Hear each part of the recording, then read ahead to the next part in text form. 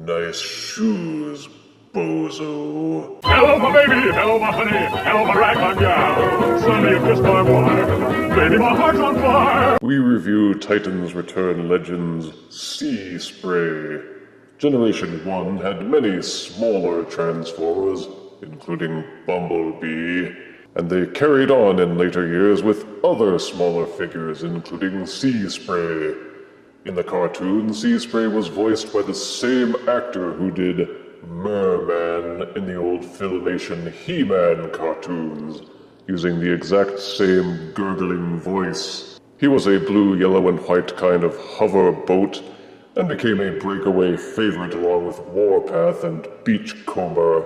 He was redone as a Voyager for the Hunt for the Decepticons line, but many wanted a more traditional remake, and here it is.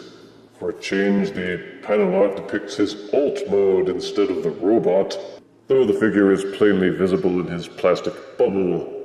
The back panel shows off both modes, and his very short bio reading, "No Decepticon can get past the naval defenses of Seaspray." Now that we have enjoyed the box, let us remove Seaspray and review him properly. Out-of-box Legends Seaspray comes with his instruction booklet, collectible trading card with tech specs. Ooh, he's a smart one. And also a hand weapon accessory.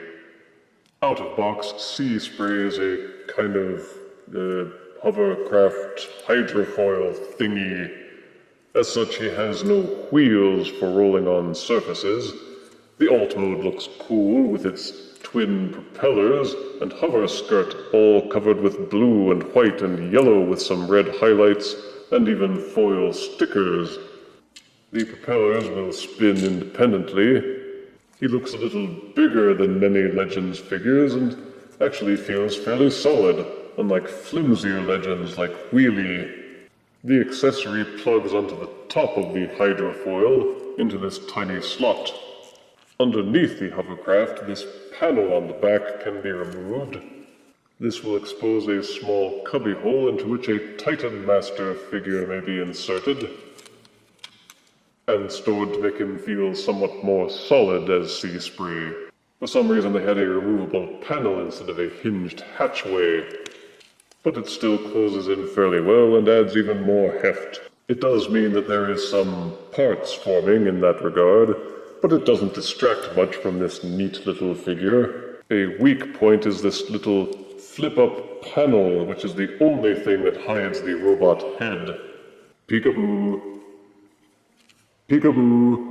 Seaspray is nicely detailed and mimics his Generation 1 appearance very closely. To transform Seaspray into a robot, remove the accessory, fold down his little head-hiding panel, separate the front of the ship, and accordion out the leg sections from inside. Swivel this pelvis section outwards. You will see a tab underneath here and a groove here. Swivel it upwards until those two join together. Then rotate down the robot thighs. Take the front sections of the ship and tilt them forward to form the robot feet. From the back, take these sections and angle them inwards to close off the foot sections. Untab the arms from the sides and rotate them downwards until the fist holes are facing forwards. This entire rear section of the ship will rotate downwards on a hinge. You will see that there is a small groove here at the back of the shoulders and a small tab here where the ship section rotates down. Those two should lock together. And here is Legend Seaspray in his robot mode. He very accurately mirrors his Generation 1 self with his yellow head, visor eyes, and the front of the ship has become his goofy, oversized shoes. The feet are a bit of a distraction, especially with the thighs so spindly by comparison. Except for the shoes, the rest of the proportions are good. Seaspray has his boxy torso, making him look beefier than many Titans Return legends. He is mostly hollow, but he feels solid, without any loose floppy bits, making him seem heavier than he actually is. This tab near the fist hole on either arm will allow you to plug in the accessory, which he can then either use as a shield or a scanner or some such thing. Or maybe it's a rubber stamp for Optimus Prime's orders. Approved!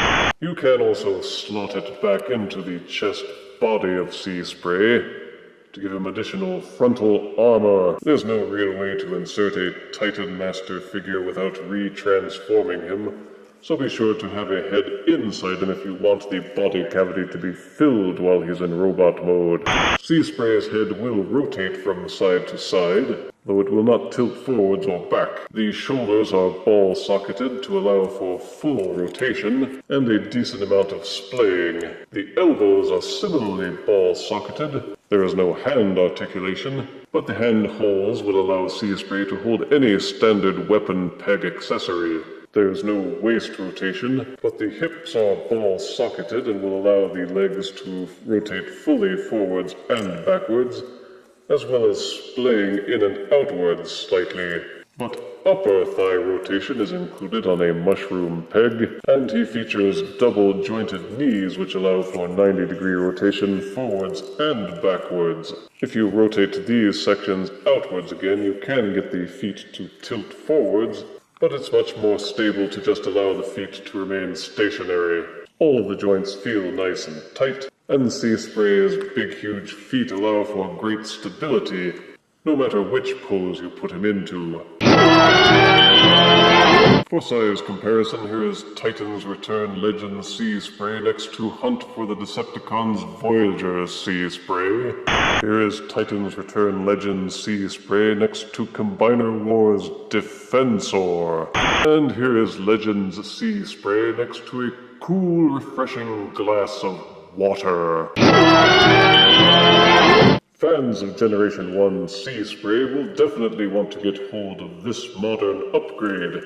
It improves on Generation 1 Seaspray with better detailing, superior articulation, and Titan Master interactivity to boot. The only real negatives are the oversized feet, a weak head reveal, and lack of waist rotation. But Seaspray is still superior enough for 8 out of 10 deaths. Curse you, He-Man! If you refuse me, honey, you lose me, then you'll be left alone, oh baby, tell them all, and tell me I'm your own.